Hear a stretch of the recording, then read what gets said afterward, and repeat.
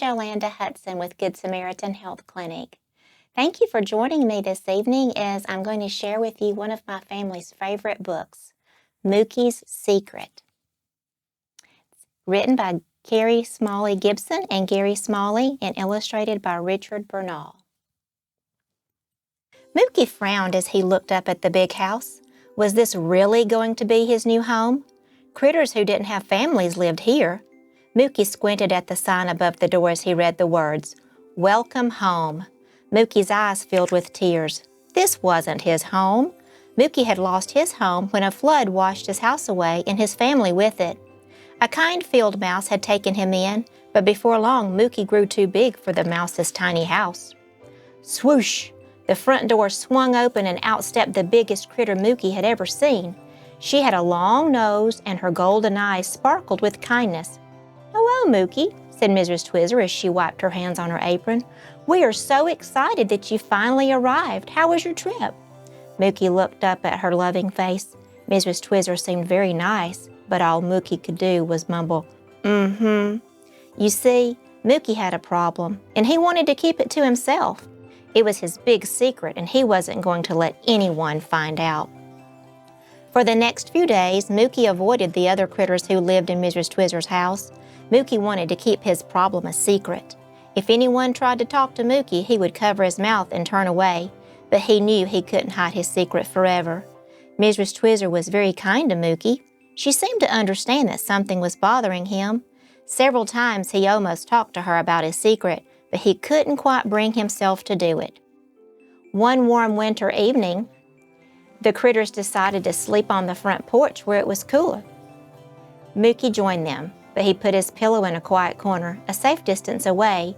Soon the rest of the critters were telling jokes. "What's black and white and red all over?" asked Tippy. "A newspaper?" Gibby guessed. "No," said Tippy smugly. The others yelled out their answers, everyone except Mooki. "No," Tippy replied, "you're all wrong. I'll tell you what's black and white and red all over. It's Stinker, right after Mrs. Twizzler caught him with his paw in the strawberry jam." They all burst out laughing. Even Mooki opened his mouth and laughed so hard that he rolled right off his pillow. "Wowsy!" cried Tippy. "Look at those enormous teeth!" Everyone stared at Mooki in surprise. Mooki jumped up and covered his mouth with his paws. He knew better than anyone how his front teeth stuck out. They looked like a pair of white shovels, but now it was too late. His secret was out. Mooki was so embarrassed that he bolted out the screen door and raced into the dark night. "Why do I have these awful teeth?" sobbed Mooki as he ran. "I hate being different." Finally, he flopped down under an oak tree. As he tried to catch his breath, big teardrops fell from his eyes onto the grass. Drip, splat, drip. He looked up at the stars, but their twinkles were blurred by his tears. He didn't think the hurt in his heart would ever go away. After that night, Mooki kept to himself.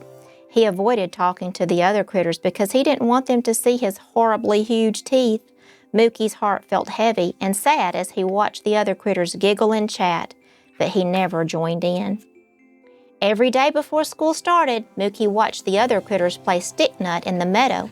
It looked like such a thrilling game. How Mooki longed to play. The critters from Mrs. Twizzler's home had a team called the Shooting Stars. Oh, Mooki thought, if only I could be a shooting star too. One morning, Mooki stood in the sidelines and watched as the Shooting Stars played a very exciting game. The score was tied, but just as Peyton darted from the hollow log, the nut thumped him right on the head. The game stopped while the team helped pour Peyton off the field. Then Gibby, the team captain, looked around for another player to replace Peyton, and he looked right at Mooki. Mooki's heart did a somersault. Then he stepped out onto the field. Could it be? Was Gibby really going to ask Mooki to play? "Don't pick Mooki," chirped Peyton. "He'll make us lose for sure. No one can possibly run with teeth like that." All the other critters started laughing. "Yeah, look at those chompers," howled Mikey. "They're so enormous," added Stinker. "What a wacky set of teeth," squeaked Gregory. Mooki turned and ran, not wanting to hear another word. He dashed into the woods as fast as his short legs could go. His eyes blurred by tears. He ran and ran until he couldn't go another step and then plopped down next to a gurgling creek. He had never gone this deep into the woods before. He was sure he was terribly lost. "This was the worst day of my life," sobbed Mooki as he stared at his reflection in the water. "I'm never going back." Just then, something burst out of the water and yelled, "Never?" Mooki was so shocked he fell right into the creek. Kersplash! When Mooki's head came out of the water, he was met by an explosion of giggles. He opened his eyes to see what was making all the racket, and there in front of him was a furry little critter that looked a lot like he did.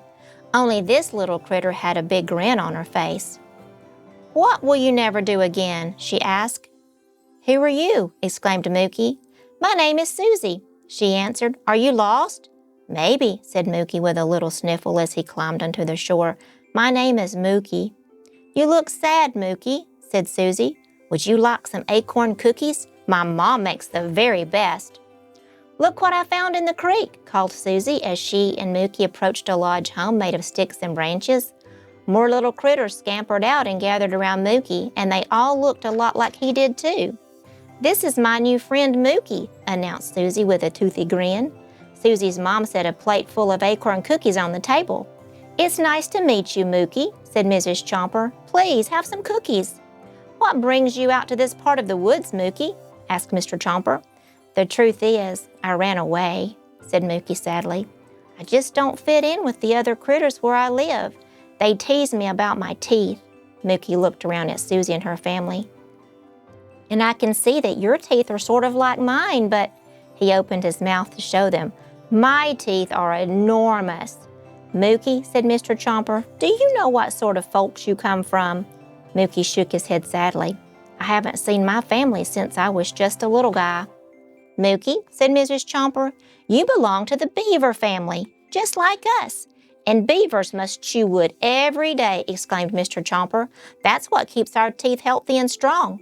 "If you don't chew your wood," warned Susie, "your teeth will grow long and crooked, and they won't be very pretty."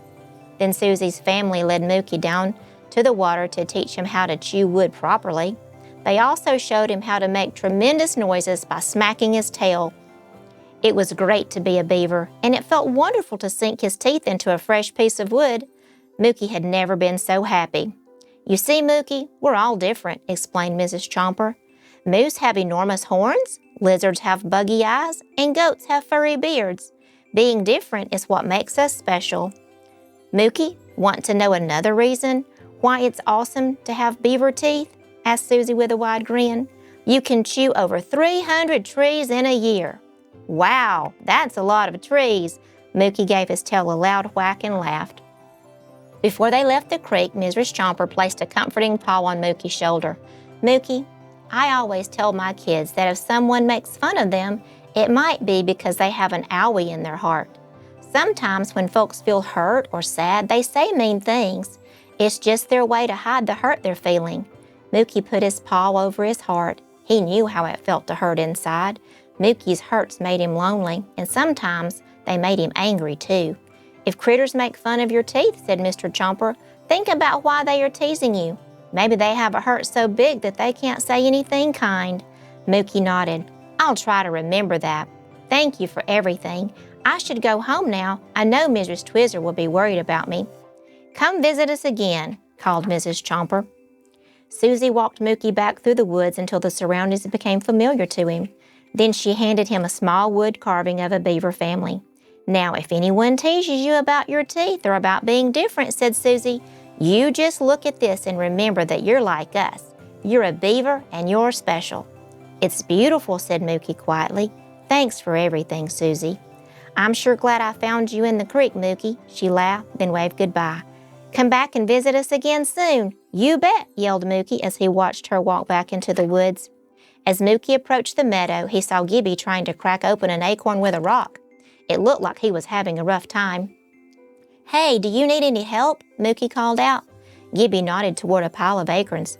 "All these nuts need to be opened for tomorrow's game, but the nut shells are harder than granite. Grab a rock if you want to help out, Mooki." "Oh, I've got something even better than a rock," replied Mooki. He placed an acorn between his teeth and bit down hard. Crack, crunch. The shell fell off like magic. "Wow," said Gibby. "That was great.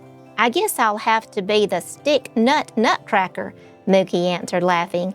Gibby beamed. "How about being a shooting star instead?" "Sure, that would be great," exclaimed Mooki.